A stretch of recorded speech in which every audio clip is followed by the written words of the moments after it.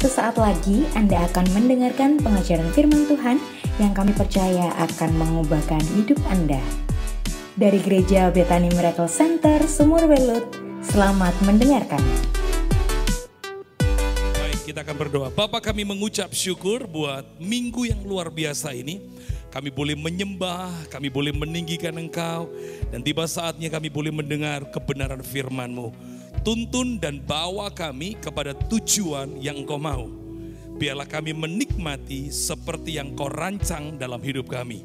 Dalam nama Yesus. Kekasih Tuhan sama-sama katakan, amin. Berikan tepuk tangan yang meriah buat Tuhan kita. Haleluya. Baik, puji Tuhan, minggu yang luar biasa dan kita boleh bersama-sama beribadah di minggu ini dengan cuaca yang sangat cerah. Dan di minggu yang pertama di bulan Februari ini, seperti yang sudah ada dalam agenda gereja ini, bahwa kita akan belajar tentang purpose, tentang tujuan. Bulan Januari kita bersama-sama belajar tentang value, tentang nilai hidup. Nah, kita belajar bagaimana nilai kehidupan kita, siapa kita di hadapan Tuhan, bagaimana kita di hadapan Tuhan, itu penting. Dan tiba saatnya hari ini kita bicara tentang in God purpose. Bagaimana saudara dan saya ada di dalam tujuan Tuhan. Setiap orang percaya yang diciptakan oleh Allah, diselamatkan, dibaptis, lalu diberkati, diperlengkapi, mendapat kedudukan, punya pekerjaan, punya keluarga. Ketahuilah bahwa semua itu terjadi oleh karena Tuhan yang merancang dalam kehidupan kita. Bapak Ibu, ketahuilah bahwa yang menggerakkan hidup kita, kenapa hidup kita bisa sampai di tempat ini, itu karena adanya tujuan. Jadi tujuan yang kita buat hari ini, itulah yang membuat saudara dan saya menggerakkan kehidupan ini. Nah, apa yang menggerakkan hidup ini? Apa yang membuat kita ini bergerak dari waktu ke waktu? Ada dua hal yang menggerakkan hidup kita. Yang pertama adalah nilai hidup, value of life. Kita sudah belajar itu dan bagaimana kita tahu nilai hidup kita. Bagaimana kita menilai kehidupan kita, bagaimana kita tahu hidup kita, seperti itulah kita menggerakkan hidup ini. Dan Tuhan telah menetapkan sebuah nilai dalam kehidupan kita, bahwa kita ini berharga, mulia, dan dikasihi Tuhan. Orang-orang yang ada di samping saudara adalah orang-orang yang berharga, mulia, dan dikasihi Tuhan. Nilai itulah yang menggerakkan kita. Kenapa ada orang-orang yang menggerakkan hidupnya, membawa hidupnya ke tempat-tempat yang salah, ke hal-hal yang salah. Kemarin kami ketemu dengan seorang teman dan dia cerita kalau dia barusan pelayanan dari Medaeng. Ya. Pelayanan di Medaeng itu adalah pelayanan melayani saudara kita yang ada di LP, saudara ya. Lalu dia cerita, wah serunya pelayanan di Medaeng. Lalu pertanyaan saya biasa kalau ketemu dengan dia, saya katakan begini, gimana jemaatnya? Makin banyak enggak? Waduh Pak Filipus, makin banyak sampai di depan kantor Kalapas. Itu panjang berarti, iya Pak banyak sekarang. Saya ketawa-ketawa. Itu artinya saudara, kalau di Medaeng, di LP Kalisosok, makin banyak penghuni yang Kristen, itu artinya banyak orang-orang Kristen yang nggak ngerti value hidupnya. Kalau seandainya dia mengerti value hidupnya, kalau dia seandainya mengerti nilai hidupnya, identitasnya di hadapan Tuhan, saya yakin dia tidak akan menggerakkan hidupnya ke hal-hal yang salah.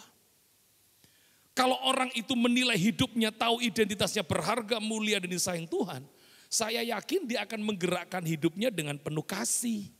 Menggerakkan hidupnya kepada hal-hal yang berkenan kepada Allah. Menggerakkan hidupnya pada hal-hal yang baik.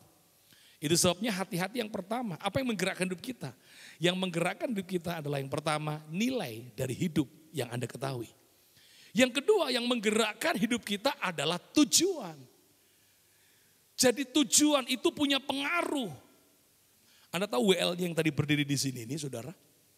Ini rumahnya 23 kilo dari BMC. Apa yang menggerakkan dia bisa datang seminggu 3 kali ke BMC saudara? Karena adanya tujuan tadi. Tujuan itu yang menggerakkan kita. Itu sebabnya pastikan hari ini engkau punya tujuan yang benar. supaya nilai hidupmu bergerak ke arah yang benar. Kalau engkau tidak mengerti tujuan hidupmu, itu sebabnya kita menggerakkan hidup kita dengan cara-cara dan nilai-nilai yang salah. Nah, penting untuk kita memahami, saya dan istri, kami ini punya satu makanan, saudara, itu yang membuat kami bergerak sekalipun jauh, 17 kilo, yaitu tahu tek wong lawas, saudara ya. Mungkin saudara, iki Pak Gembala ngomong wong lawas, wong lawas, wong lawas. Wong lawas itu memang nama tahu teknya. Bu Edi, Bu Marta mesti ke sana.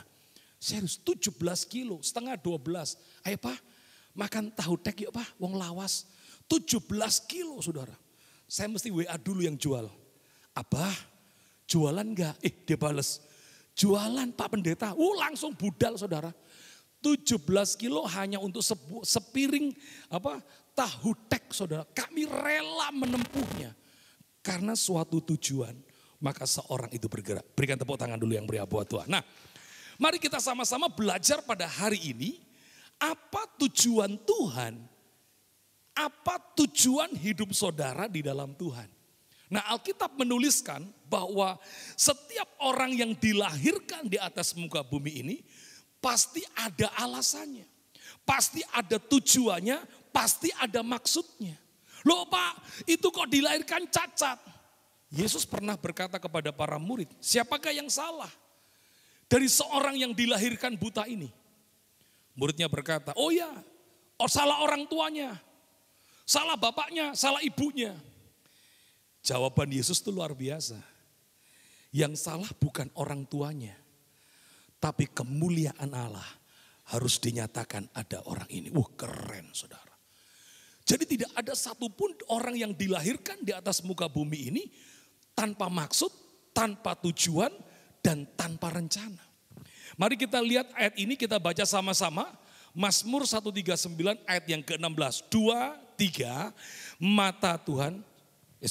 2, 3, mataku, mana suaranya? 2, 3, mataku melihat selagi aku bakal anak. Dan dalam kitabmu semuanya tertulis hari-hari yang akan dibentuk sebelum ada satupun daripadanya. Anda lihat ayat ini bahwa Tuhan itu sudah melihat kita sejak bakal anak. Tuhan sudah tahu hidup saudara.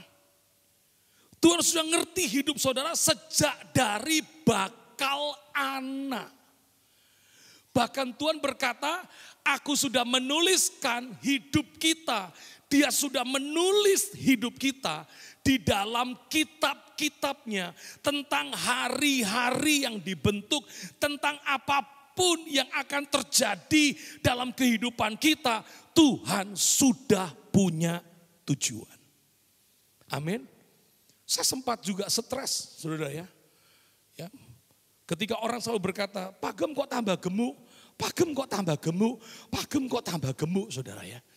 Padahal saudara, makan saya mungkin jauh lebih sedikit daripada makan saudara. Saya ngikuti pola istri saya, ngombe banyu putih Pak, sing akeh wis putih sampean saudara ya. Kakean banyu putih saudara. Jangan minum gula, wis tak lakoni gak ngombe gula saudara ya. Tapi si lemu aja saudara ya toh. Sampai kalau saya janji tahun depan ya saya kurus. Tahun depan tambah gemuk saudara ya toh. Tahun depan tambah gemuk, tambah gemuk. Saya langsung mikir begini pada waktu saya baca ini. Ataukah mungkin Tuhan sedang mendesain saya memang gemuk saudara. Apakah kegemukan saya itu ada dalam rencana Tuhan? Kalau itu dalam rencana Tuhan ya sudah. Yang penting saya sudah jaga makan. Nemeni tiap hari loh 2 kilo duku. Nemeni istri saya makan 2 kilo saudara ya. Duku enggak boleh ya Pak ya? Boleh enggak duku saudara ya? Oh enggak boleh. Harus bagi semuanya baru boleh ya, puji Tuhan ya. Ini kita lihat beberapa ayat lagi tentang tujuan Tuhan. Saya suka saudara. Dan Tuhan itu sangat mengenal setiap hal tentang manusia. Karena Tuhan yang menciptakan manusia. Perhatikan ayat ini. Firman Tuhan datang kepadaku sebelum aku membentuk engkau dalam rahim ibumu. Aku telah mengenal engkau.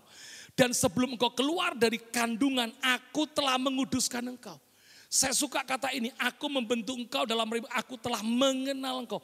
Jadi Tuhan tuh kenal betul betul siapa kita.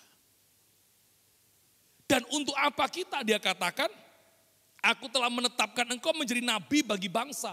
Karena ini datang kepada Yeremia. Yeremia diperintahkan Tuhan, dirancang Tuhan untuk menjadi nabi bagi banyak bangsa. Lalu apa hubungannya dengan ayat ini? Ayat ini ada hubungannya. Tuhan mengenal saudara. Tuhan menguduskan saudara. Itu sebabnya kenapa hari ini engkau jadi orang percaya. Karena Tuhan ingin engkau menjadi umat yang membawa kabar baik, terang Kristus kemana-mana. Berikan tepuk tangan dulu. Lalu dikatakan di Yeremia 11, Tuhan berkata, sebab aku mengetahui rancangan apa yang ada padaku mengenai kamu. Tuhan tahu siapa manusia, Tuhan tahu bagaimana manusia, bagaimana tujuan akhir hidupnya. Tuhan sudah merancang. Kenapa kok hari ini aku percaya Yesus ya? Kenapa kok hari ini aku jadi hamba Tuhan ya? Oh kenapa kok aku harus hari ini melayani? Kalau saudara mengerti tentang alasan Tuhan merancang saudara, itu membuatmu berjalan dalam tujuan itu semakin jelas.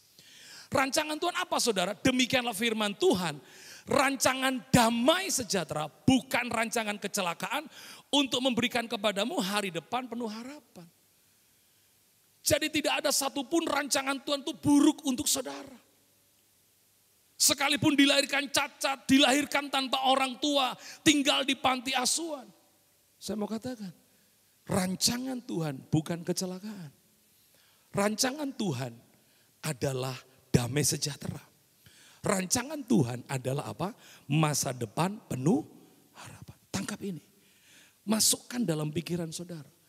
Itu sebabnya saya bersyukur ketika saya mengerti bahwa rancangan hidup saya, rancangan tujuan hidup saya di dalam Tuhan adalah bukan kecelakaan. Bukan sakit penyakit, bukan kebangkrutan. Tetapi masa depan penuh harapan dan hidup penuh dengan damai sejahtera. Pahami ini saudara, rancangan ini penting buat kita. Ketika saya mengerti tentang hal ini saudara, hati saya semakin yakin. Ya, tidak ada Bapa di dunia saja saudara. Ya, Bapa di dunia saja yang tidak sebaik Bapa di sorga. Tidak punya rancangan buruk untuk anak-anaknya. Coba orang tua di sini ketika dulu anakmu kecil. Lalu anakmu berdiri di kursi dan kursi itu oglak-oglak. Tahu oglak-oglak saudara ya. Meh roboh. Ketika berdiri di kursi oglak-oglak, saudara orang tua papanya lihat gini. Mama lihat ma, sisi ma, naik kursi mau jatuh ma. Ayo kita lihat sampai kepalanya pecah ma. Itu jadi wong gendeng saudara itu.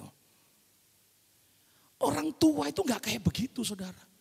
Dia begitu lihat tahu anaknya dalam bahaya, ini Bapak di dunia loh saudara. Itu langsung segera menolong, menyelamatkan. Bapak di dunia itu tahu anaknya dalam bahaya pasti melindungi. Perhatikan Bapamu di sorga itu tidak punya rancangan buruk. Bukan rancangan kecelakaan tapi rancangan damai untuk memberikan kepadamu hari depan penuh harapan. Kasih tepuk tangan buat Bapak kita. Ini rancangan Tuhan. Itu sebabnya saya tahu hari ini kenapa saya jadi hamba Tuhan. Dan saya percaya masa depan saya dalam Tuhan. Itu bukan kecelakaan, tapi masa depan penuh harapan. Masa depan saudara bukan kecelakaan, tapi masa depan penuh harapan. Berikan tepuk tangan lagi yang meriah buat saudara. Haleluya. Mantapkan ini saudara. Jadi saudara dan saya hari ini harus percaya kepada Tuhan. Karena Dia yang menciptakan saudara. Dia yang menciptakan saudara. Saudara tidak perlu bertanya, mengapa saya begini, mengapa saya begitu. Yang harusnya engkau tahu adalah mari kenali Sang Penciptamu. Karena Sang Pencipta yang menciptakanmu itu punya tujuan untuk hidupmu. Saya tidak bisa iri kalau tiba-tiba teman saya dapat lotre 1 triliun. Saya nggak boleh iri. Mungkin itu ada dalam rencana Tuhan buat hidupnya. Saya juga enggak boleh iri, hari teman saya jadi pengusaha kaya, konglomerat. Saya enggak boleh iri. Itu sebabnya ketika saya mengenal Tuhan saya, makin saya mengenal Tuhan yang menciptakan saya semakin aman. Karena saya semakin tahu untuk apa Tuhan menciptakan saya, untuk apa Tuhan menebus saya, untuk apa Tuhan datang memberikan anaknya, mati, bangkit, hidup bagi saya. Ini tugas kita, saudara. Tapi sayangnya ada banyak orang Kristen nggak mau belajar mengenal Sang Pencipta. Alkitab itu adalah manual book. Bagaimana saudara bisa mengenal tentang Tuhan. Tapi sayang hari ini banyak orang Kristen. Untuk mengerti hidupnya. Dia buka yang namanya buku-buku ini. Garis tangan. Saudara masih percaya garis tangan? Oh Pak, saya ini mental kere Pak. Lu katanya sopo? Aku kemarin di pasar turi Pak ketemu wong diwocot tanganku Pak. Oh kon gak iso soge kon kere. Terus mikir gak iso soge kere, gak iso soge kere, gak iso soge kere, gak iso soge kere. Kerja apa-apa gak iso soge kere, gak iso soge kere. Terus yang dipikir gak iso soge kere, gak iso soge kere. Hidup mati dikuasai oleh perkataan yang mengerjakan pikiran. Amin. Tangkap. Buang. Gak usah percaya garis tangan. Setuju katakan amin. Garis tanganmu diberkati Tuhan. Amin kok gak percaya gitu sih. Kayaknya saudara itu korban semua atau pelaku saudara. Si percaya tarot. Pergi kali Guamya. Bayar 100. Diucut no remi. Cek. Aduh, kon cedak mbak rondo kon saiki ya. Ada yang masih percaya dengan tarot. Halo? Primbon. Siapa sih yang percaya sama primbon? Ingat loh, hidupmu diciptakan Tuhan. Bukan dikendalikan sama primbon. Halo?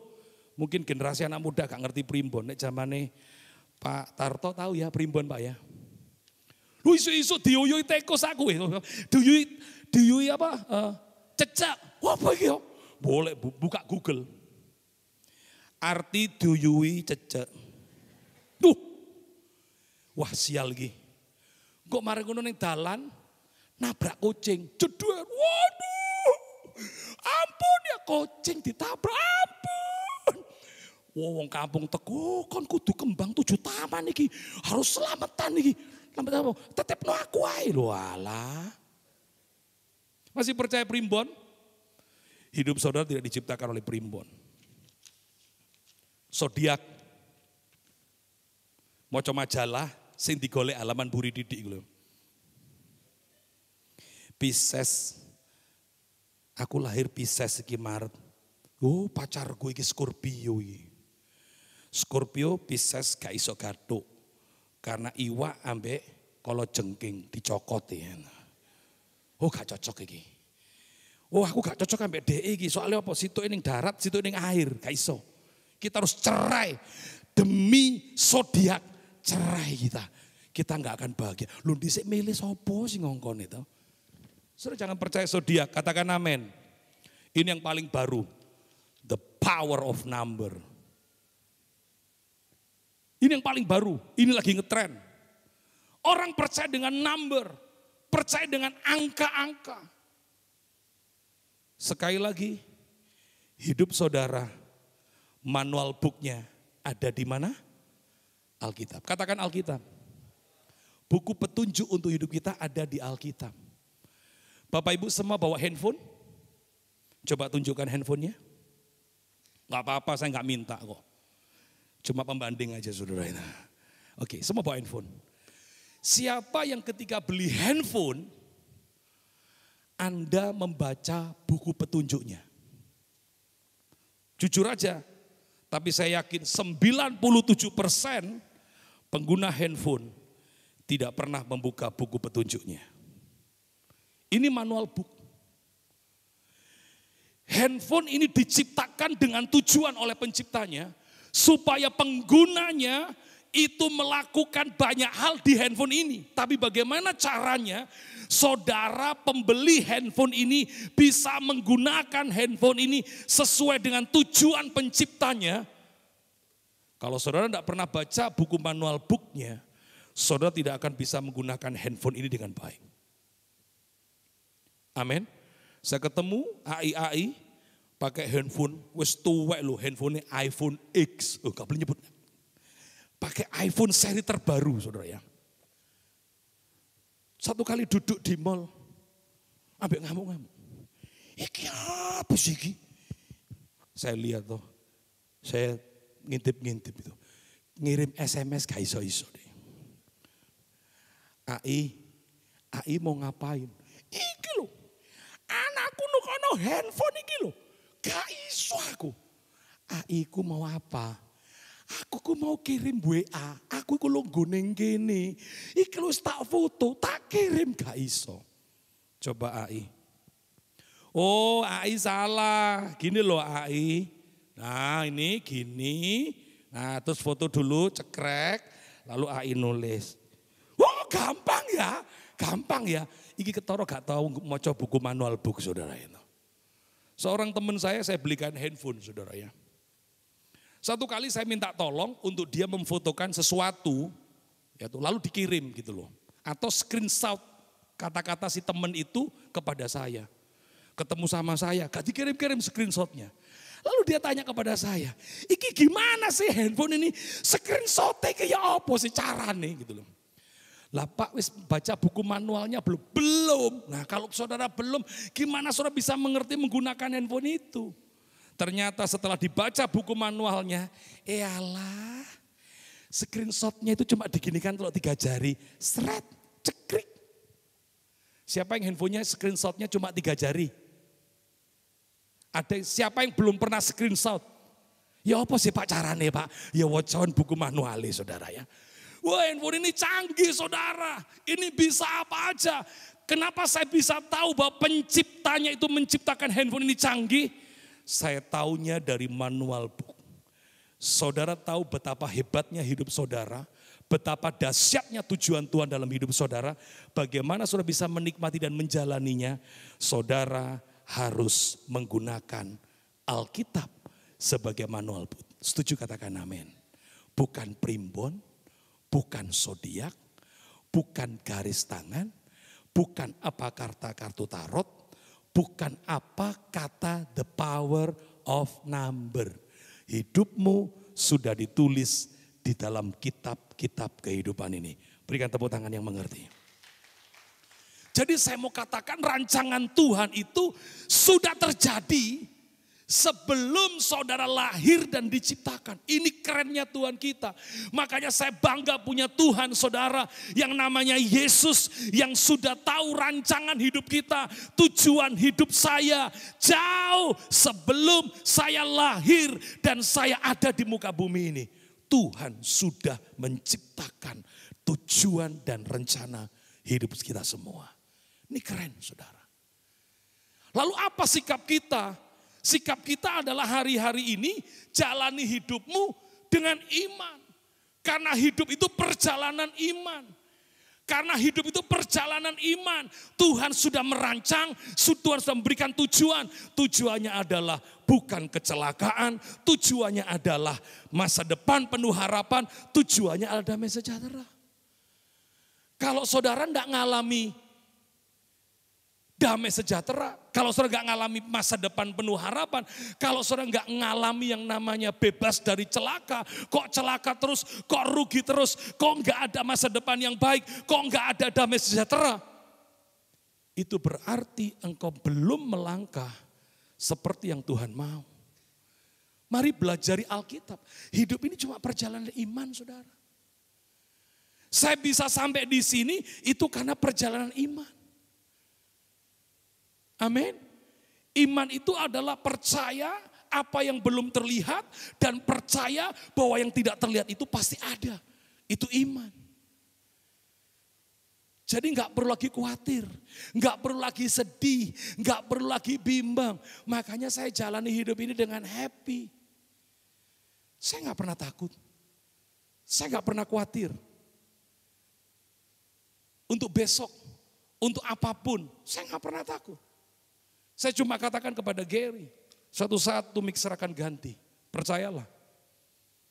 Karena hidup ini cuma perjalanan iman saja. Tuhan sudah merancang semuanya jauh sebelum kita dilahirkan. Jauh sebelum kita keluar sebagai manusia. Tuhan sudah merancangkan. Dan semua rancangannya Alkitab tadi tulis. Yaitu di dalam kitab-kitabnya dia bentuk hari-hari kita. Siapa yang tiap hari baca Alkitab? Anak muda, siapa yang sudah gabung? Yobe. Yobe itu adalah Youth Bible Everyday. Ini penting dan bersyukur sekali ada lebih dari 50 ya. 50, berapa? 50, 54, 53, 43 anak-anak youth yang bergabung di Yobe. Membaca Alkitab penting. Ini perjalanan iman. Saya besok ngalami apa? Santai aja. Saya percaya kok masa depan penuh harapan. Mimpikan itu. Dulu pada waktu saya masih pacaran, saya selalu mempercayai ini. Perjalanan itu perjalanan iman. Saya nggak punya apa-apa. Motor saya warisan. Tuh warisannya Pak Ari. Ya tuh RX 100. Anda bisa bayangkan RX 100 turun di 4 anak laki-laki. Terakhir di anak ke-6. Ajur saudaranya tuh. RX itu 2 tak, tapi asapnya enggak keluar di knalpot. Jatuh ke tangan saya itu asapnya keluar di blok mesin. Itu koklok saudara ya. Tapi saya selalu ngomong kepada yang sekarang jadi istri saya.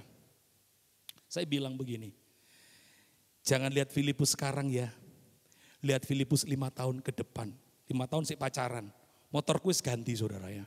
Enggak RX 100 lagi, tetapi Super Cup 800. Lalu berganti dalam 5 tahun itu ganti Astrea. Saya masih ingat waktu pakai Astrea saudara ya. Saya dari nol sampai pada hari ini. Bahkan saya tidak pernah merasa bahwa hari inilah puncak daripada rencana Tuhan. Enggak, rencana Tuhan berhenti sampai nafas saya berhenti. Tetapi sepanjang saya bernafas, sepanjang kita bernafas, saudara harus tahu tujuan Tuhan untuk hidup saudara bukan kecelakaan. Tujuan hidup saudara di dalam Tuhan adalah damai sejahtera. Tujuan hidup saudara di dalam Tuhan adalah hari depan penuh harapan. Sekarang apa sikapnya? Ikuti perjalanan ini, perjalanan iman. Aku percaya, aku percaya. Lalu pertanyaannya begini, Pak, kalau dalam perjalananku kok saya mengalami yang buruk? Pak, kalau dalam perjalananku kok saya mengalami yang gak baik? Iki opo Pak? Apakah ini dalam rencana Tuhan? Ini yang seringkali banyak hamba Tuhan confused di sini saudara. Selalu mengatakan begini, oh kalau kamu ngalami ini Tuhan izinkan. Oh kalau kamu ngalami ini Tuhan cobai. Dengar, Tuhan tidak pernah cobai kita. Tuhan tidak pernah izinkan persoalan. Persoalan itu datang karena pilihan yang salah. Untuk tahu seri ini minggu depan datang lagi. Saya kupas habis. Supaya pertanyaan-pertanyaan saudara, mengapa saya begini, mengapa saya alami buruk, mengapa saya enggak berkemenangan. Itu minggu depan penjelasannya. Sekarang kita lanjutkan. Perjalanan kita bisa sampai di tujuan, itu oleh karena engkau mengerti tujuanmu, dan tujuanmu itu menyebabkan engkau membuat pilihan yang benar. Jadi jangan salah, bahwa pilihan yang kau buat itu sebenarnya akibat dari tujuan yang kau ketahui. Kalau hari ini kau memilih malas, jangan bermimpi kaya, sukses, berhasil. Kemalasan itu tidak akan menghasilkan keberhasilan. Kerajinan itu menghasilkan keberhasilan. Itu hukum. Makanya saudara, tujuan itu menentukan pilihan. Tujuan menentukan langkah iman kita. Nah, saya akan tutup dengan pengajaran dari Ulangan pasal 30. Supaya saudara mengerti tujuan Tuhan terbesar itu apa sih? Yuk kita lihat sama-sama. Ulangan 30, 19, 20. Saudara yuk kita sama-sama baca ayat ini 19 dan 20. 2, 3. 2, 3 suaranya. Aku memanggil langit dan bumi saksi terhadap kamu pada hari ini. Kepadamu kuperhadapkan kehidupan dan kematian, berkat dan kutuk. Pilihlah kehidupan supaya engkau baik maupun keturunanmu. Dengan mengasihi Tuhan Allahmu, mendengarkan suaranya dan berpaut kepadanya, sebab hal itu berarti hidupmu dan lanjut umurmu untuk tinggal di tanah yang dijanjikan Tuhan dengan sumpah kepada nenek moyangmu, yakni kepada Abraham, Ishak dan Yakub, untuk memberikannya kepada mereka. Amin. Sering kali saya dalam khotbah, dalam ibadah, saya melakukan doa berkat seperti ini. Terimalah berkat yang telah Bapa curahkan sejak daripada Abraham, Ishak sampai Israel. Ada alasannya, saudara. Tuhan memberikan kehidupan kepada saudara supaya saudara itu menikmati ini loh. Untuk tinggal, lanjut umurmu, tinggal di tanah yang dijanjikan Tuhan dengan sumpah kepada nenek moyang. Saya tidak Yudaism, tidak ke Yahudian. Oh, tanah perjanjian saya adalah Israel. Betul, itu tanah perjanjian secara fisik. Tetapi yang dimaksud dengan tanah yang dijanjikan Tuhan, itu adalah tempat di mana Tuhan menetapkan engkau tinggal. Oh, jangan berpikir begini, oh kalau saya bisnis di Jakarta, saya jadi sukses. Oh, kalau saya bisnis, menjadi penghamba Tuhan di Jakarta, pasti saya sukses. Jakarta bukan satu-satunya tempat kesuksesan saudara. Tapi kota di mana Anda diberikan Tuhan tinggal, di situ Tuhan bisa memberkati. Katakan amin. Ini penting. Pada 2007, ketika saya resign dari pelayanan saya yang lama, saya ditawari oleh gereja di Jakarta untuk pindah. Pak Filipus pindah yuk, gembalain sama-sama di gereja kita. Dia bilang, Pak Filipus pindah sini dong. Semua kami cukupi. Saya mau katakan, kalau seandainya saya berpikir, oh Jakarta tempat saya bisa menikmati janji Tuhan. Keliru. Saya katakan, terima kasih tawarannya. Saya tahu Surabaya adalah tempat yang diletakkan Tuhan untuk saya tinggal dan menikmati berkatnya. Saya tetap di sini, saudara. Apakah saya kehilangan berkat? Enggak. Karena saya tahu Tuhan itu menciptakan kita. Tuhan memberikan tujuan dalam hidup kita supaya kehidupan kita ini di tanah yang dijanjikan Tuhan. Makanya saudara di ayat yang ke-19 perhatikan baik-baik. Kenapa kita mengalami yang buruk, kenapa kita mengalami yang tidak baik, itu bukan berarti rencana Tuhan buruk dan tidak baik buat kita. Perhatikan ayat 19. Aku memanggil langit dan bumi menjadi saksi terhadap kamu. Kepadamu kuperhadapkan. Hidup itu sebuah pilihan. Dalam seri khotbah saya, Life is Chosen. Hidup itu sebuah pilihan. Hidup itu harus memilih, saudara. Tuhan katakan begini, ada pilihan kematian, ada pilihan kehidupan. Ada pilihan berkat, ada pilihan kutuk. Di pasal 30 dikatakan ada pilihan kemenangan, ada pilihan kekalahan. Jadi hidup itu gak bisa milih begini, aku milih menang dan kalah, gak bisa. Aku milih berkat dan kutuk, gak bisa, mesti salah satu. Karena ini value-nya beda. Karena tujuannya juga berbeda. Jadi saudara nggak bisa milih dua-duanya. Oh aku milih kehidupan dan kematian. Ya apa jalan ini? Nggak bisa. Mesti salah satu. Itu sebabnya saya dorong kepada saudara seperti kata Tuhan. Pilih kehidupan. Karena pilihan kehidupan itu bukan cuma membuat hidupmu menikmati kehidupan, berkat, kemenangan, karir yang baik, masa depan penuh harapan, damai sejahtera, bukan kecelakaan. Enggak cuma itu, tetapi seluruh keturunanmu juga mengalami yang baik. Kalau hari ini saya memilih dengan istri, melakukan apa yang Tuhan mau, karena Tuhan punya tujuan. Karena kalau saya mati, saya nggak bawa apa-apa. Papa mama saya meninggal, bawa apa? Tanah ini pun diberikan buat Tuhan. Nggak bawa apa-apa. Saya cuma meneladan beliau. Beliau berikan teladan, hidup ini cukup untuk makan, selesai. Kami terus berbagi, kami terus membagikan. Apa yang kami miliki, kami bisa, kalau bisa kami bagikan terus. Cukup, yang penting kita cukup dan kita bisa berbagi, selesai.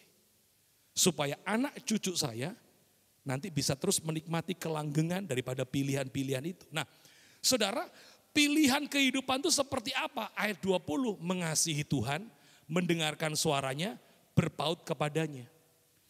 Kalau saudara mengerti tentang tujuan daripada Tuhan dalam hidup saudara, 3 ini yang menjadi alasan yang harus menggerakkan saudara membuat pilihan. Aku mau memilih mengasihi Tuhan. Orang lain gak cinta Tuhan, itu urusannya. Orang lain gak sungguh-sungguh dengan Tuhan, itu urusannya. Yang penting cinta Tuhan. Jadi urusan cinta Tuhan itu tidak bisa dipengaruhi. Kono ojo ning kono ning kene ae. Ojo ning kono ning kene ae. Ning kono lo pendetane gak sekolah teologi. Ning kene lo pendetane sekolah teologi ya. Bukan masalah itu. Cinta Tuhan. Dasarnya itu cinta Tuhan. Kalau engkau cinta Tuhan, nih kehidupan akan dijanjikan Tuhan dalam hidupmu. Lalu yang kedua, pilih mendengarkan suaranya. Hari ini pilihlah untuk taat. Taat beribadah, taat mengembalikan perpuluhan, taat mengampuni, taat berdoa, taat hidup damai dengan banyak orang. Taat saja. Orang lain tidak mau lakukan, ya urusannya. Yang penting aku tahu rencana Tuhan dalam hidupku bukan kecelakaan, tapi damai sejahtera, hari depan penuh harapan, kehidupan di tanah yang dijanjikan Tuhan. Oh ini milikku, aku mau mengasihi Tuhan. Oh aku mau taat kepadanya. Saudara nggak taat sama saya nggak apa-apa, tapi jangan tidak taat kepada Tuhan yang punya hidup saudara. Apa rugi kalau saudara tidak taat kepada saya? Saya nggak rugi. Tapi saudara akan mengalami kerugian ketika engkau nggak taat sama Tuhan. Penting, saya pun taat sama Tuhan. Saya tidak mau mengerjakan ini karena ketaatan kepada seseorang yang memerintah saya. Enggak. Saya cuma taat sama Tuhan. Tuhan ngomong apa? Oh Tuhan ngomong doa pagi setiap Sabtu jam 5. Saya taat. Saya tidak banyak ngomong, sudah doa aja. Mau ada yang doa, enggak doa, pokoknya doa. Selesai. Taat saja. Tuhan dilawan enggak usah, Filipus diem aja. Aku yang berperang ganti kamu, enak saudara, taat saja udah. Tuhan yang berperang, glodak. Tuhan dewe sing perang, buat apa aku udah perang kok. Makanya saya menjalani hidup dengan damai. Orang mau ngapa enggak penting, yang penting gua taat sama Tuhan, selesai. Amin. Siapa yang mau taat sama Tuhan? Ingat loh, rancangan Tuhan baik untuk hidup saudara. Masa depan penuh harapan. Yang ketiga, yang terakhir. Bagaimana kau bisa berada dalam tujuan Tuhan? Pemain musik bisa kembali. Pilihlah untuk berpaut kepadanya. Setia. Setia saja sama Tuhan. Serius setia. Kenapa sih gereja ini dibuat? Kenapa Minggu ada celebration, Rabu ada worship night. Jumat ada ibadah wanita. Nanti Selasa tanggal 19 ada ibadah pria. Sabtu ada ibadah youth, Kamis terakhir ada ibadah umas, Senin ada FA. Saya cuma ingin mengajak jemaat, ruang-ruang ini adalah untuk belajar kita menjadi setia kepada Tuhan. Itu sebabnya kenapa saya sampai di tempat ini. Karena saya tahu Tuhan menjanjikan kehidupan di tanah yang dijanjikan. Amin. Demikian juga kepada saudara. Mari kita belajar untuk mengasihi Tuhan, belajar untuk taat kepadanya, dan belajar untuk setia kepadanya. Mari bangkit berdiri, berikan tepuk tangan yang meriah buat Tuhan. Haleluya, saya undang para pelayan Tuhan maju ke depan. Kita angkat pujian ini.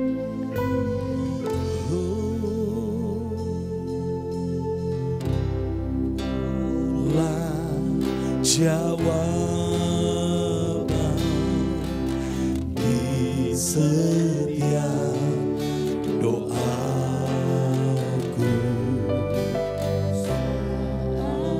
ku menyembah Mu bekerja.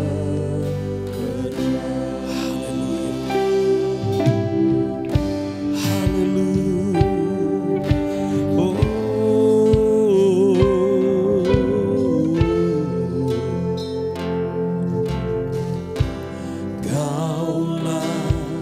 jawaban di setiap doaku saat ku menyembah. Ya Tuhan,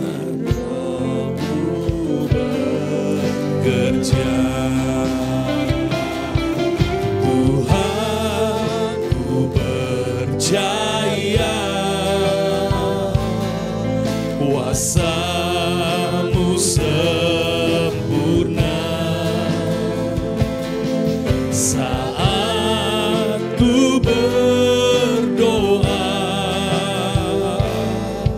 kuasa-Mu bekerja. Haleluya. Mari kita angkat pujian ini bersama-sama.